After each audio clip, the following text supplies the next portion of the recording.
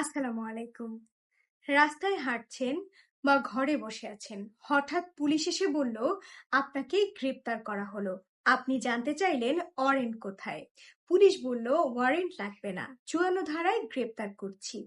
এমন ঘটনার নজির অনেক রয়েছে, কিন্তু প্রশ্ন হলো ৫৪ ধারায় পুলিশ কি আসলেই যাকে তাকে যখন তখন তুলে নিতে পারে? ফৌজদারি কার্যবিধির ৫৪ ধারা অনুযায়ী পুলিশ মোট ৯টি বিশেষ কারণে বিনা ওয়ারেন্টে গ্রেপ্তার করতে পারে। এর মধ্যে অন্যতম হলো যদি কেউ আমলযোগ্য অপরাধ করে বা করার জোরালো সন্দেহ থাকে, দ্বিতীয়ত কারো কাছে ঘর ভাঙার সরঞ্জাম থাকলে, তৃতীয়ত সরকারিভাবে কাউকে অপরাধী ঘোষণা করলে, চতুর্থত পুলিশের কাজে বাধা দিলে বা কাস্টাডি থেকে পালানোর চেষ্টা করলে, ইত্যাদি।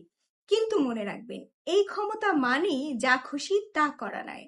ব্লাস্ট বনাম বাংলাদেশ মামলা ও সুপ্রিম কোর্টের গাইডলাইন অনুযায়ী ৫৪ ধারার অপব্যবহার রোধে বাংলাদেশের সুপ্রিম কোর্ট একটি মামলায় ঐতিহাসিক কিছু নির্দেশনা দিয়েছেন, যা প্রতিটি নাগরিকের জানা প্রয়োজন।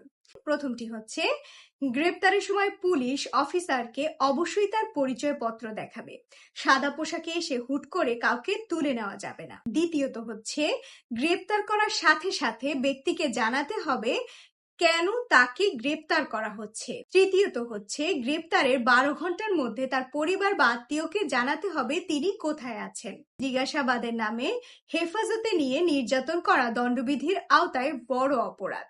তাছাড়া সংবিধানের ৩৩ অনুচ্ছেদ আপনাকে বড় সুরক্ষা দিয়েছে। গ্রেপ্তারের ২৪ ঘন্টার মধ্যে আপনাকে অবশ্যই নিকটস্থ ম্যাজিস্ট্রেটের সামনে হাজির করতে হবে। আপনার পছন্দ মতো আইনজীবীর সাথে পরামর্শ করার সুযোগ দিতে হবে।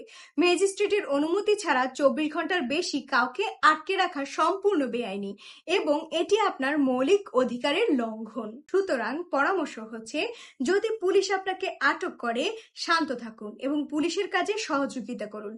বিনয়ের সাথে গ্রেপ্তারের কারণ জিজ্ঞেস করুন এবং অফিসারের পরিচয় জানতে চান। নিজের সঠিক নাম ঠিকানা দিন, কিন্তু কোনো বিভ্রান্তিকর তথ্য দেবেন না। যত দ্রুত সম্ভব আপনার আইনজীবীর সাথে যোগাযোগ করুন। আইন আপনাকে রক্ষা করার জন্য, কাউকে হয়রানি করার জন্য নয়। নিজের অধিকার জানলে কেউ আপনাকে বিনা কারণে ভয় দেখাতে পারবে না। আইন সংক্রান্ত এমন আরো সচেতনমূলক ভিডিও পেতে ধারায়ের সাথেই থাকুন। ধন্যবাদ।